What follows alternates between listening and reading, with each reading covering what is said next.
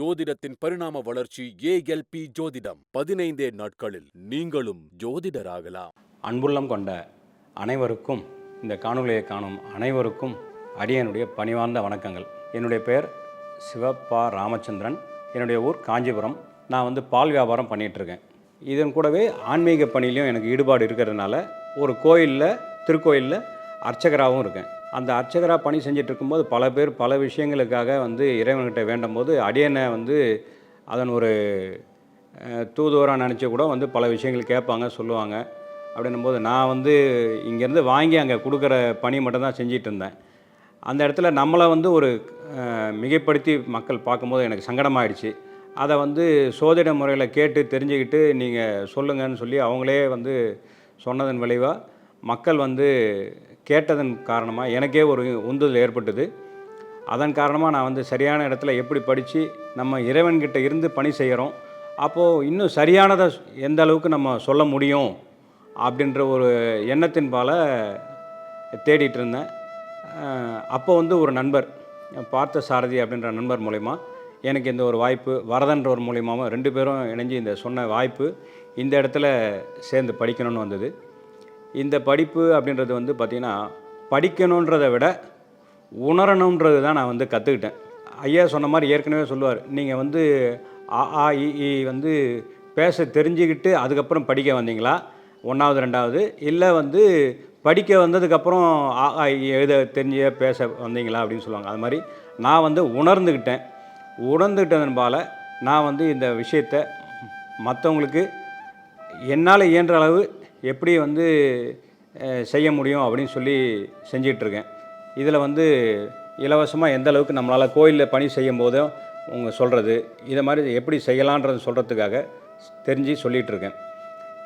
அது அக்யூரசி அப்படின்றது இருக்குது. இப்போ மக்கள் எல்லாருமே பார்த்தா அக்யூரசின்னு தான் கேட்பாங்க. அந்த அக்யூரசி நம்மக்கிட்ட 100க்கு 100% இருக்குன்றது உண்மை. இது இப்போ லட்டு நல்லா இருக்கா, நல்லா இருக்குது, ஸ்வீட்டாக இருக்குது, இப்படி இருக்குது அப்படி இருக்குது நான் உங்களுக்கு சொன்னால், நீங்கள் ஏற்கனவே சாப்பிட்ருக்கவங்களுக்கு இது தெரியும். அப்போ சாப்பிடாதவங்களுக்கு இந்த லட்டு எப்படி இருக்குன்னு தெரியணும்னா நீங்கள் சாப்பிட்டு பார்க்கணும். ஸோ நீங்கள் சாப்பிட்டு பார்த்தா தான் இந்த லட்டு நல்லா இருக்குது, இந்த சுவை இதை மாதிரிலாம் இருக்குது, இதில் இத்தனை சுவைகள்லாம் இருக்குது, தேன் கலந்துருக்கு, சர்க்கரை கலந்துருக்கு அப்படின்னு நீங்கள் தனித்தனியாக உணர்ந்து சொல்லுவீங்க. இதே நான் சொல்லாமல் நானாக சொன்னேன்னா அது உங்களுக்கு அந்தளவுக்கு எடுபடாது. அதே போல் இதை முக்கியமாக யார் இந்த படிப்பை படிக்கணும், கற்றுக்கணும், ஜாதகம் பார்க்கணும் அப்படின்னா, நீங்கள் ஜோசியராக ஆகணுன்றதுக்காகவே முதல்ல கூட எண்ணம் பண்ண வேண்டாம். நீங்கள் படிக்கிற படிப்பை படிங்க, நீங்கள் செய்கிற வேலைகளை செய்யுங்க. உங்களை நீங்கள் உணர்ந்துக்கிறதுக்கு உங்களுடைய வாழ்க்கை படிநிலை எப்படி உயரணும், உங்களுடைய வாழ்க்கை படிநிலை மேன்மேலும் சிறப்படையணும், தொய்வில்லாமல் நடக்கணும்னா அப்படின்னா இதை நீங்கள் கண்டிப்பாக அவசியம் கற்றுக்கிட்டே ஆகணும். அதுலேயும் குறிப்பாக 2 பேருக்கு இதை கற்றுக்கணும். யார் 2 பேர்னா, ஆணா பெண்ணான்றதுக்கு சொல்ல வரல, 2 பேருமே. எந்த மாதிரி 2 பேர்னா, ஒரு 10வது படிப்பு முடிச்சுட்டு 11வது படிப்பு படிக்க ஆரம்பிக்கிற மாணவர்கள் ஆணாக இருந்தாலும் சரி பெண்ணாக இருந்தாலும் சரி அவங்க கண்டிப்பாக படிக்கணும்.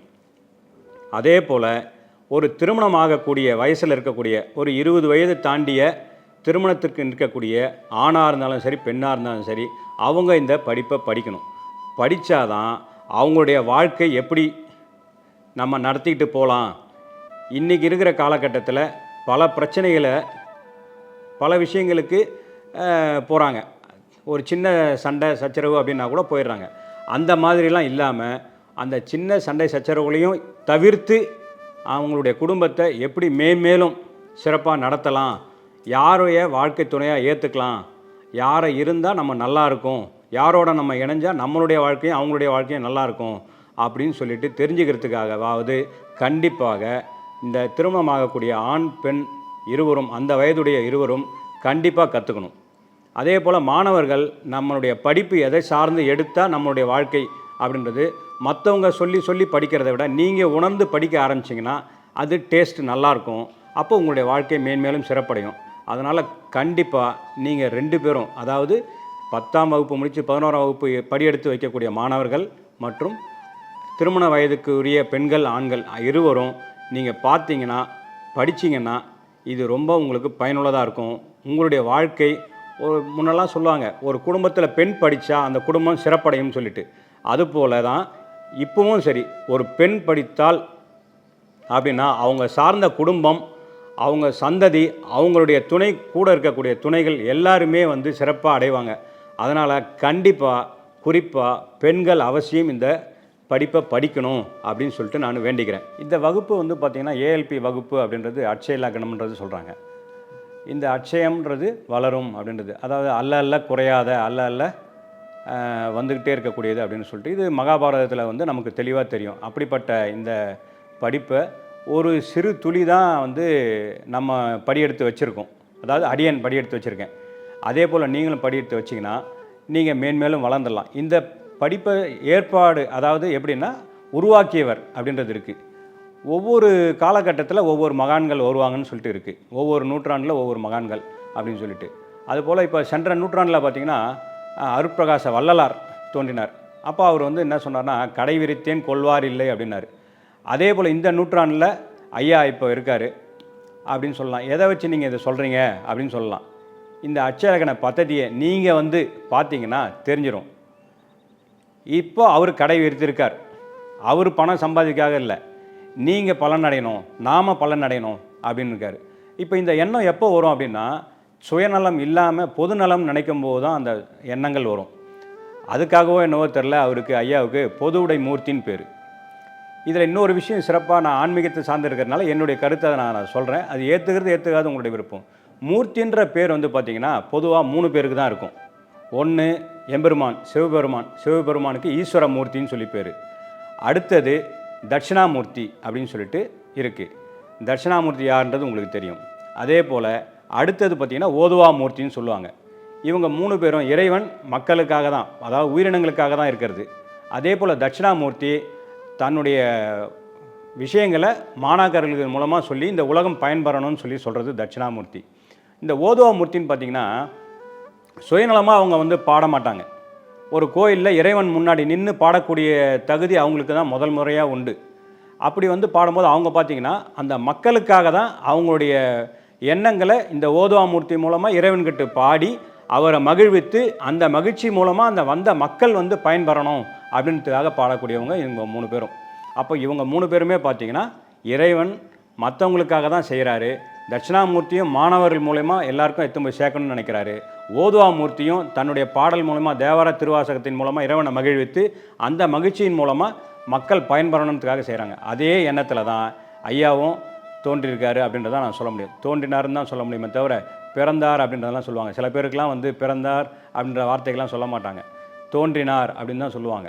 அதுபோல் ஐயா தோன்றினார், நமக்காக தோன்றியுள்ளார். அவர் கொடுத்த இந்த விஷயத்தை நாம் வந்து நீங்கள் என்றைக்காவது ஒரு நாள், இன்றைக்கி இல்லைனாலும் என்றைக்காவது ஒரு நாள் என்ன மாதிரி யாராவது ஒரு ரிவ்யூ வந்து உங்களுக்கு வரும். அதை வரும்போது கண்டிப்பாக நீங்கள் இங்கே வருவீங்க, இந்த வகுப்பை படிப்பீங்க. இது ஆணித்தரமான உண்மை. இதில் வந்து மாற்றுக்கிறதே கிடையாது. இன்றைக்கி இல்லை நாளைக்கு அவ்வளோதானே தவிர, பட் நீங்கள் கண்டிப்பாக வருவீங்க. அது ஆணித்தரமான உண்மை அப்படின்னு சொல்கிறேன். இன்னொரு விஷயம், அன்றைக்கே வந்து பார்த்திங்கன்னா தட்சிணாமூர்த்திக்கு 4 மாணவர்கள் தான் இருந்தாங்க. அந்த 4 மாணவர்கள் அதே போல் தான் இன்றைக்கி நம்ம பொதுவுடைமூர்த்தி ஐயாவுக்கு முதல் 4 மாணாக்கர்கள் அப்படின்னா திரு சாந்தகுமார் ஐயா, திரு சத்யநாராயண ஐயா, திருமதி சாந்தி தேவி அம்மா, திருமதி உமா வெங்கட்டம்மா. இப்போ இந்த 4 ஆசிரியர்கள். அப்போ பாருங்கள், தட்சிணாமூர்த்திக்கும் 4 மாணவர்கள். இன்றைக்கி ஐயாவுக்கும் முதன்மை சீடர்கள் அப்படின்னு சொன்னால் இவங்க 4 பேர் தான். இவங்க 4 பேர் வந்து 4 தூண் மாதிரி இந்த இதுக்கு. அதுக்கு கீழே இருக்கக்கூடிய சிறு சிறு கற்கள் நம்மெல்லாம் தான். நம்ம வந்து கண்டிப்பாக இதை இந்த அதாவது ஒரு பில்டிங்க்கு கடகால் ஸ்ட்ராங்கன்ற மாதிரி ஐயா எடுத்து வச்சுட்டாரு.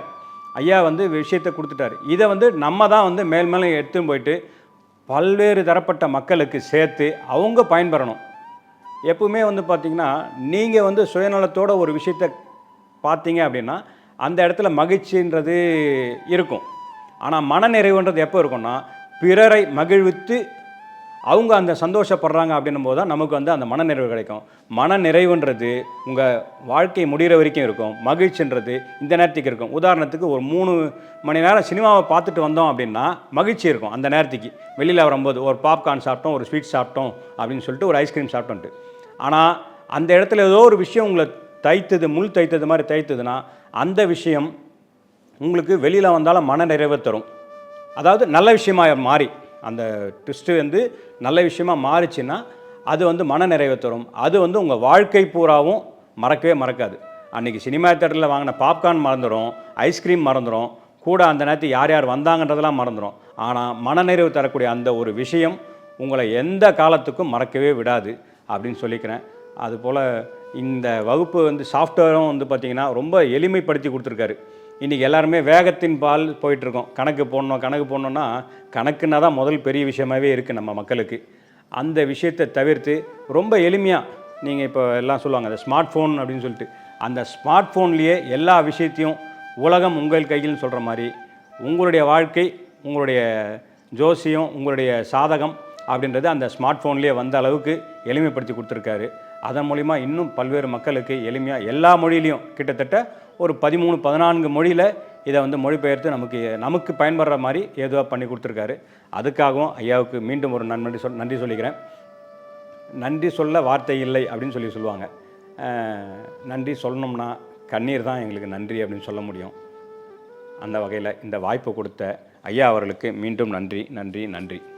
ஜோதிடத்தின் பரிணாம வளர்ச்சி ALP ஜோதிடம். 15 நாட்களில் நீங்களும் ஜோதிடராகலாம்.